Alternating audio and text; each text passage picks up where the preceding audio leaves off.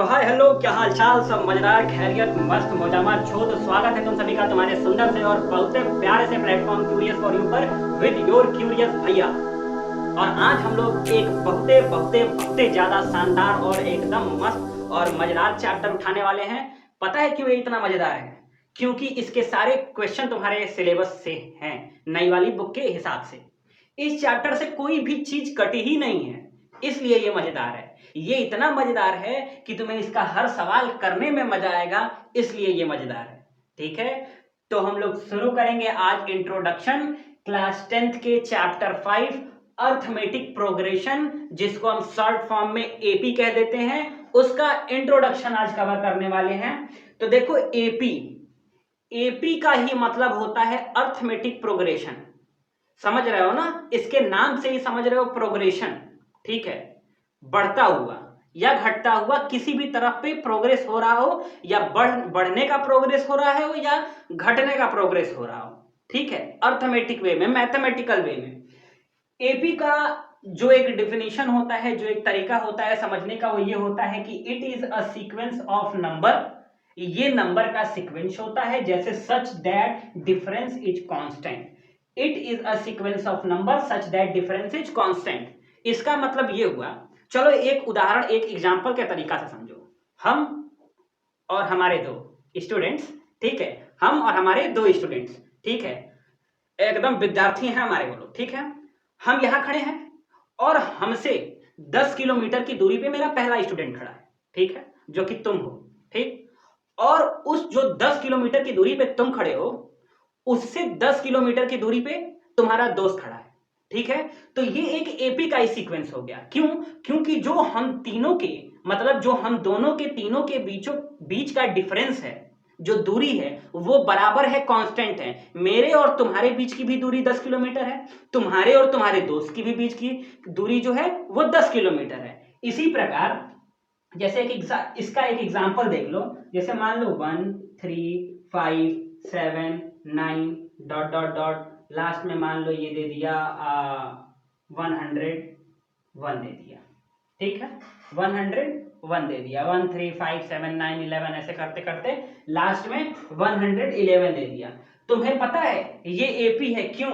क्योंकि इसके और इसके बीच की जो डिफरेंस है वो 2 है। इसके और इसके जो बीच का डिफरेंस है वो 2 है, और इसके बीच का भी डिफरेंस 2 है। इसके बीच का भी डिफरेंस 2 है, और इसके बीच का भी डिफरेंस 2 है। इसीलिए ये एक एपी का टर्म है। अब समझ गए? अब समझ गए एपी क्या होता है? जो भी मैथमेटिकल एक्सप्रेशन दिए गए हैं और उनके बीच का जो कॉमन डिफरेंस है वो सेम हो। ठीक है, जैसे मान लो 4 4 4 4, ये एपी है कि नहीं बताओ? ये एपी है कि नहीं? ये एपी है कि नहीं बताओ? ये भी एपी है। क्यों? क्योंकि देखो, इसके और इसके बीच की दूरी जो है, जो डिफरेंस है वो 0 है। ठीक है, इसके भी बीच की जो डिफरेंस है वो 0 है। इसके बीच का भी डिफरेंस 0 है। ठीक है, तो मान लो कि यही तुम कह रहे थे कि देखो, इसके बीच का डिफरेंस 0 तो हो गया, मतलब सबके डिफरेंस जो है, सबके बीच के जो डिफरेंस है वो 0 ही आ रहे हैं। ठीक है, ये हमने बढ़ते हुए क्रम में लिया था। अब मान लो एक हम लोग डिक्रीजिंग ऑर्डर में भी देख सकते हैं। जैसे मान लो 100 है, ठीक है, फिर आ गया तुम्हारा 80, फिर आ गया तुम्हारा 60, ठीक है, फिर आ गया तुम्हारा 40, फिर आ गया तुम्हारा 20, ऐसे करते हुए चला जा रहा है। तो ये भी एपी था। ठीक है, ये भी एपी है, ये भी जो है वो एपी है। कैसे? देखो, 100 से जो इसके बीच का डिफरेंस है 80 का, वो 20 है। 80 से जो 60 के बीच का डिफरेंस है वो 20 है। 60 से जो 40 के बीच का डिफरेंस है जो 20 है। मतलब सबका कॉमन डिफरेंस होना चाहिए। जो डिफरेंस होना चाहिए वो सबका कॉमन होना चाहिए, किसी का अलग नहीं होना चाहिए, तभी वो एपी के फॉर्म में होगा। ठीक है नु? ठीक है नु? अब एक हम मिटाते हैं। नोट कर रहे हो? नोट कर रहे हो तो नोट करते चलो। फिर एक हम मिटाते हैं और तुमको आगे बताते हैं कुछ। ठीक है, तो अब हम इसका साफ करते हैं, और इसका साफ करके और नया नया चीज लिखते हैं। ठीक है, नया नया चीज लिखते हैं। ठीक है, अब देखो, जो एपी है ना, जो एपी है, इसके दो टर्म्स होते हैं, इसके दो पार्ट्स होते हैं। एक होता है फाइनाइट एपी, एक होता है इनफाइनाइट एपी। ठीक है, इनफाइनाइट एपी, और एक होता है फाइनाइट एपी। ठीक है, इसको समझने का ये तरीका है, इसको समझने का ये तरीका है कि फाइनाइट मीन्स मोबाइल में रिचार्ज हो गया है तुम्हारे 100 रुपए का टॉक टाइम, तो तुमको ये पता है कि तुम्हारा लिमिट फाइनाइट है, इतने बात कर पाओगे। लेकिन जहां हो जाता है अनलिमिटेड वाला रिचार्ज, दिन रात लगे रहते हो बात करने, ठीक है, कोई मतलब नहीं है, कोई रिचार्ज खत्म नहीं होने वाला है, जब तक मन तब तक बतिया सकते हो, ठीक है। तो उसी तरीके का ये फाइनाइट एपी है। फाइनाइट एपी का क्या होता है, फाइनाइट एपी में it is a type of AP which have finite terms। क्या, फाइनाइट टर्म्स। कहने का मतलब ये है, एपी है, अभी मैंने तुम्हें बताया था कि 2 4 6 8, ठीक है, और मान लो ये ऐसे ऐसे डॉट डॉट करते हुए दे दिया गया, आगे कुछ नहीं लिखा, तो ये कहां तक चला जाएगा इसका कोई अंदाजा नहीं है। लेकिन अगर वही यहां 100 लिख दिया लास्ट में, तो इसे जाके यही खत्म होना है, और ये एक एपी के फॉर्म में है। देखो सबका जो कॉमन डिफरेंस है वो 2 का है, 2 से 4 का 2 का है, 4 से 6 का 2 है, 6 से 8 का कॉमन डिफरेंस 2 है, ठीक है। ऐसे आगे बढ़ते जाओगे तो 8 के बाद 10, 10 के बाद 12, 12 के बाद 14, ऐसे आते आते 100 आएगा। मतलब जहां भी फाइनाइट टर्म तुम्हें दिए हों, ठीक है, फाइनाइट टर्म दिए हो, वो तुम्हारा फाइनाइट एपी है। मतलब जिसे तुम गिन सको, जिसे तुम देख सको कि यहीं तक है, ठीक है। तो इसे नोट किए, ठीक है। अब तुम देखो, अब हम लोग आ जाते हैं इनफाइनाइट एपी पे। फाइनाइट एपी एक बार और देख लो तुम, यही है कि इसके फाइनाइट टर्म्स होने चाहिए। अब तुम देख रहे होगे फाइनाइट और फाइनाइट, चलो इसको तुम लिख लो यहां लिमिटेड टर्म, ठीक है। लिमिट होना चाहिए किसी चीज का, अभी मैंने बताया ना, लिमिट होना चाहिए, लिमिटेड टर्म, ठीक है, लिमिटेड टर्म। अब हम चलते हैं अपने इनफाइनाइट एपी की तरफ, ठीक है, इनफाइनाइट एपी की तरफ। तो एक हम करते हैं साफ, तुमने क्या कर लिए होगे, नोट, ठीक है। अब हम चलते हैं, यार गलती कर दिए, फाइनाइट के आगे सिर्फ इन लगाए होते हैं, इनफाइनाइट हो गया होता, दोबारा लिखना पड़ेगा, बहुत आलसी है। इनफाइनाइट एपी, ठीक है, इनफाइनाइट एपी, ठीक। इसमें क्या होना चाहिए, it is a type of AP,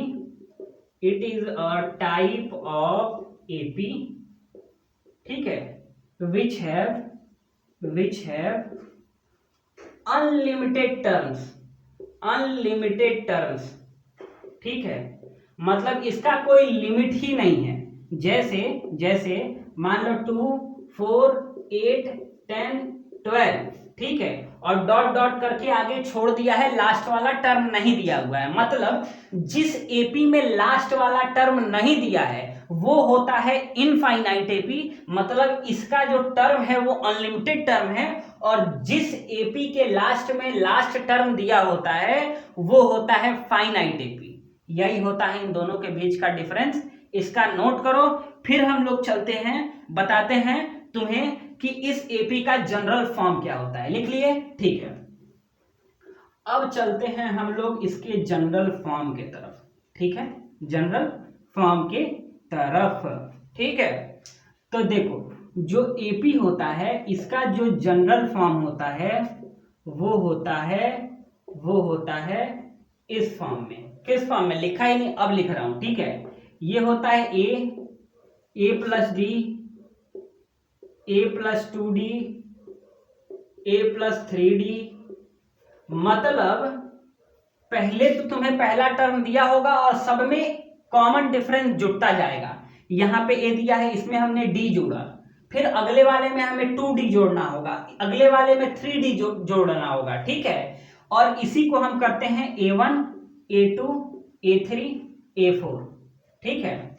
तो जो ये जनरल फॉर्म है ना, ये वाला जो जनरल फॉर्म है, ये हो जाता है तुम्हारे फाइनाइट एपी के लिए, नहीं इनफाइनाइट एपी के लिए। क्यों? क्योंकि इसका लास्ट वाला टर्म नहीं दिया हुआ है। और अगर तुम्हें फाइनाइट एपी के लिए टर्म लिखना है तो मान लो ए प्लस डी, ए प्लस 2d, ए प्लस 3d, ठीक है। और लास्ट में तुम्हारा क्या हो जाएगा, ये हो जाएगा an, ठीक है। ये हो जाएगा तुम्हारा किसके लिए, ये हो जाएगा तुम्हारा फाइनाइट के लिए, फाइनाइट एपी जनरल फॉर्म, ठीक है, फाइनाइट एपी जनरल फॉर्म। और ये हो गया इनफाइनाइट एपी जनरल फॉर्म, ठीक है, इनफाइनाइट एपी जनरल फॉर्म। अब तुम ये चीज देखो, जानते हो क्या, इसमें तुम्हें दिख रहा होगा ए डी और ए एन और एन, ठीक है, इन सब का भी नाम जानना जरूरी है, ठीक है। क्या होता है, ए को हम बोलते हैं फर्स्ट टर्म, क्या बोलते हैं, फर्स्ट टर्म, ठीक है, ठीक है। देखो डी को बोलते हैं कॉमन डिफरेंस, क्या बोलते हैं, कॉमन डिफरेंस, ठीक है, क्या बोलते हैं, कॉमन डिफरेंस। ए को बोलते हैं फर्स्ट टर्म, डी को बोले हम लोग कॉमन डिफरेंस।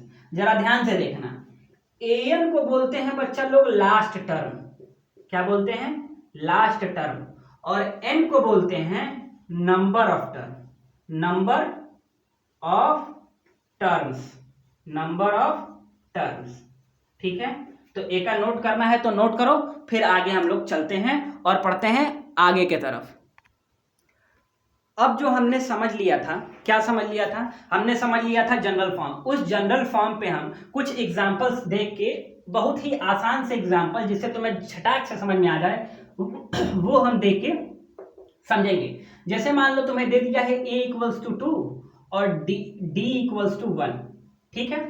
अब तुम्हें बोल दिया कि ये दोनों चीजें दी हुई हैं और तुम हमें एपी बना के दिखाओ कि एपी क्या होगा, इससे बने क्या, एपी इससे बनेगी, ठीक है।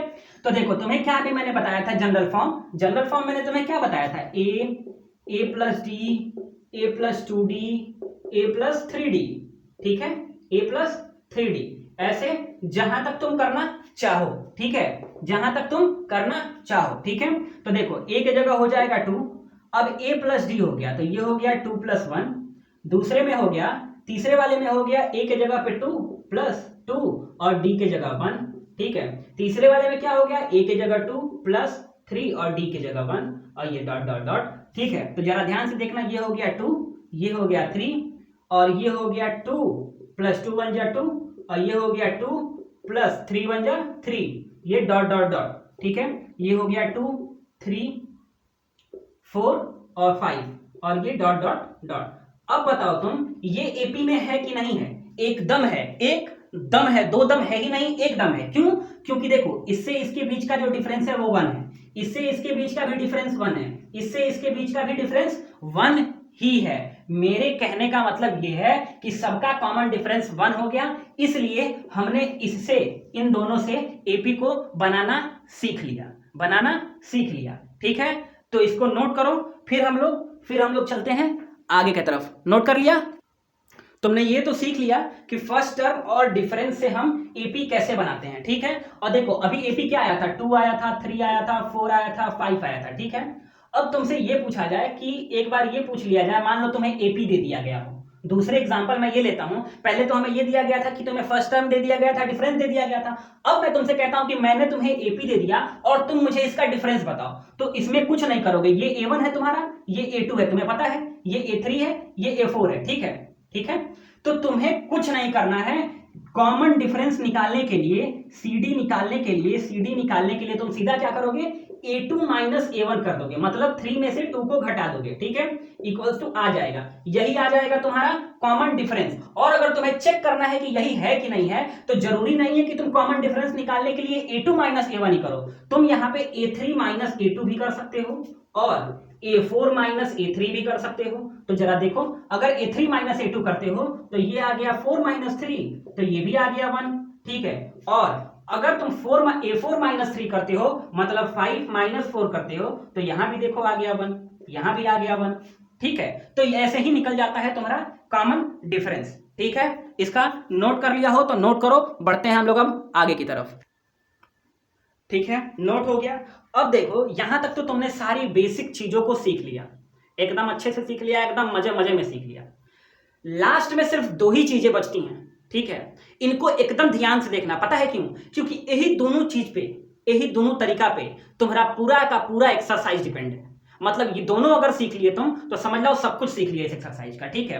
होता क्या है, finding the last term and finding the number of terms of AP, finding the last term of AP. देखो यहाँ पे ठीक है, एक हो जाता है find the last term of AP, ठीक है, लास्ट टर्म ऑफ एपी, और एक हो जाता है find the number of terms of AP, ठीक है। और एक और चीज होती है, ये तो हो गया पहला, और दूसरा होता है find the sum of first n terms of AP. ये दो ही चीजें तुम्हें समझनी है, बहुत ही आसान तरीके से समझाऊंगा, ध्यान से देखना। दूसरा वाला मिटाते हैं, पहला वाला सीखते हैं, ठीक है। पहले वाले को सीखने के बाद दूसरा वाला हम लोग सीखेंगे, ठीक है। तो जरा ध्यान से देखना, लिखा है finding the last term and finding the number of terms of AP. तो इसके लिए तुम्हें एक फार्मूला याद करना होगा, क्या? लास्ट टर्म an को कहते हैं an equals to a plus n minus 1 into D, ठीक है।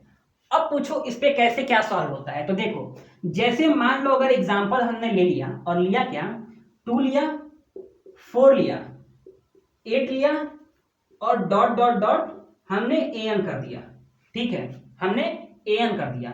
हमें क्या निकालना है? लास्ट टर्म निकालना है, an निकालना है। तो हमें यह पता चलना चाहिए कि लास्ट टर्म है कौन सा।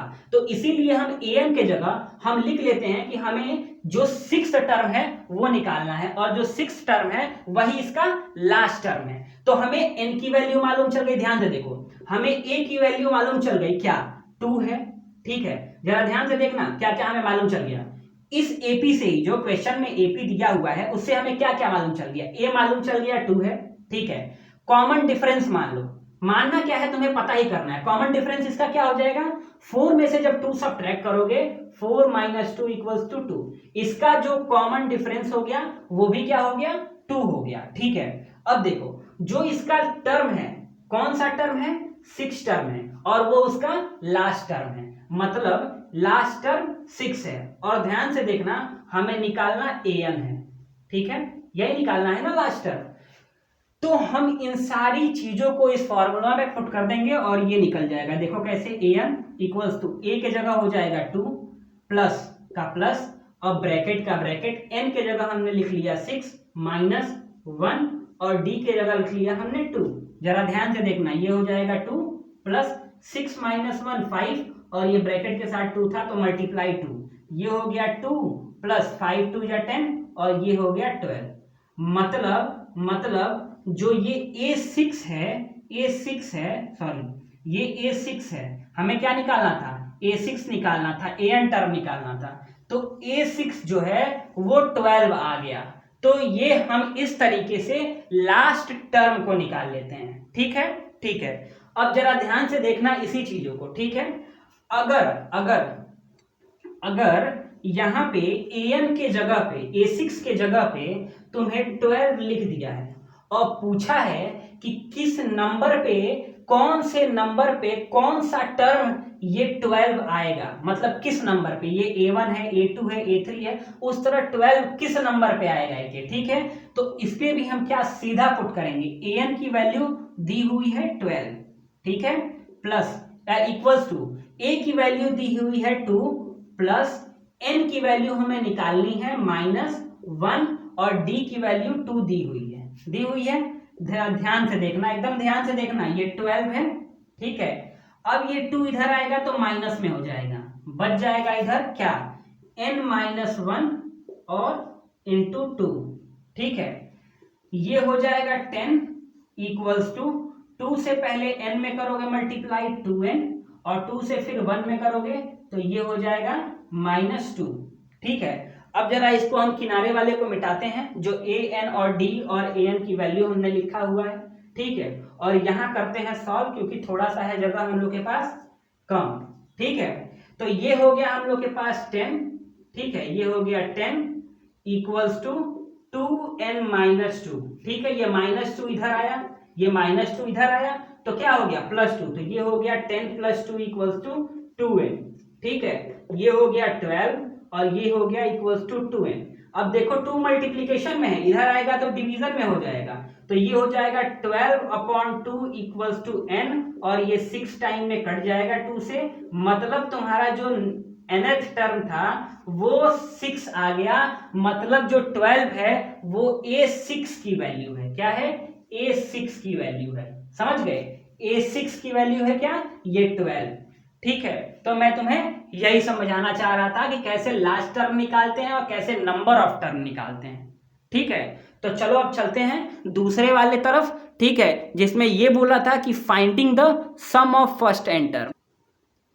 अब तुम्हें सीखना है कि दूसरी वाली जो चीज थी वो सीखना था सम ऑफ फर्स्ट एंड टर्म्स, यही सीखना था ना। तो पहले वाले में मैंने तुम्हें एक फॉर्मूला बताया था, इसमें भी तुम्हें एक फॉर्मूला अपने जहन में उतार लेना होगा। कैसे? Sn इक्वल्स टू, सम निकालने के लिए Sn equals to n/2 bracket में 2a plus n-1 into D, यही होता है 2a plus n-1 into D. ठीक है, कैसे इस पे सॉल्व करेंगे, क्या चीजें कैसे इस पे अप्लाई होंगी, जरा ध्यान से देखो। मान लो अगर एक एपी दे दिया गया 2, 4, 6, 8, 10। ठीक है, ये हमारा एक एपी है। ठीक है, बोला गया कि इस एपी के पहले एन टर्म्स का आपको सम निकालना है। तो क्या करोगे जानते हो? डायरेक्ट लिखो Sn equals to n। n means number of term, कितने टर्म्स हैं इस एपी में? तो 1, 2, 3, 4, 5। ठीक है, 5। थोड़ा आसान करने के लिए, थोड़ा सा एग्जाम्पल आसान करने के लिए बाद में हम क्वेश्चन तो और सॉल्व करेंगे, यहाँ 12 कर लेते हैं। ठीक है, ठीक है, कितने टर्म हो गए? 1, 2, 3, 4, 5 और 6। तो n के जगह हमने लिख लिया 6/2। ठीक है, ब्रैकेट में लिखा 2, a के जगह है हमारा 2। देखो यहाँ a1 के जगह है 2 और हमें a1 ही लिखना होता है, 2a1। ठीक है, अब जरा ध्यान से देखना, प्लस n-1, n कितना था? 6 था, तो 6-1 और d क्या था? 4 में से 2 जा 2, कॉमन डिफरेंस 2। जरा देखना हमारा सम कितनी आसानी तरीके से आ जाएगा। कितने टर्म थे? 1, 2, 3, 4, 5, 6। तो इस n के जगह भी हम लिख लेते हैं Sn S6। ठीक है, 2 से कट गया ये 3 टाइम्स में। ठीक है, 2 से 2 मल्टीप्लाई हुआ 4 प्लस 6 से 1 माइनस हुआ 5 और ये इंटू 2।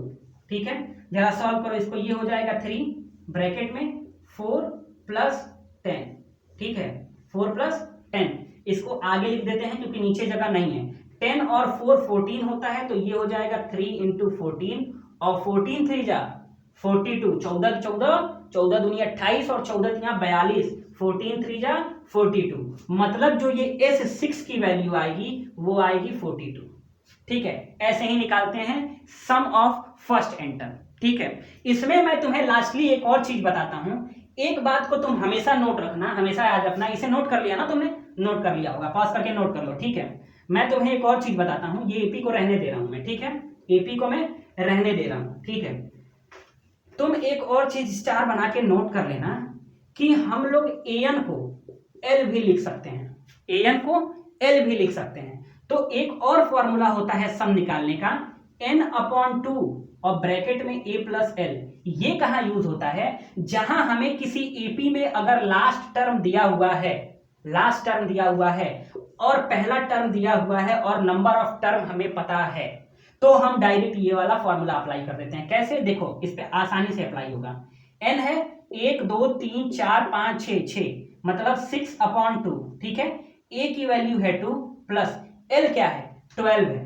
ठीक है, जरा ध्यान से देखना, ये 2 से 3 कट जाएगा। ठीक है, यहां आ गया हमारा 3 और इंटू 12 और 2 कितना होता है? 14। और हमारा आंसर उस तरीके से भी 42 आया था और इस तरीके से भी 42 आया। मतलब ये वाला फॉर्मूला हम यूज करते हैं तब जब हमें लास्ट टर्म दिया हो और ए दिया हो और नंबर ऑफ टर्म दिया हो कि कितने नंबर ऑफ टर्म्स हैं। तो धन्यवाद, बाय बाय, मिलते हैं नेक्स्ट वीडियो में इसके एक्सरसाइज के साथ। बाय बाय, ख्याल रखो। समझ आया तो सब्सक्राइब करो धमाकेदार तरीके से।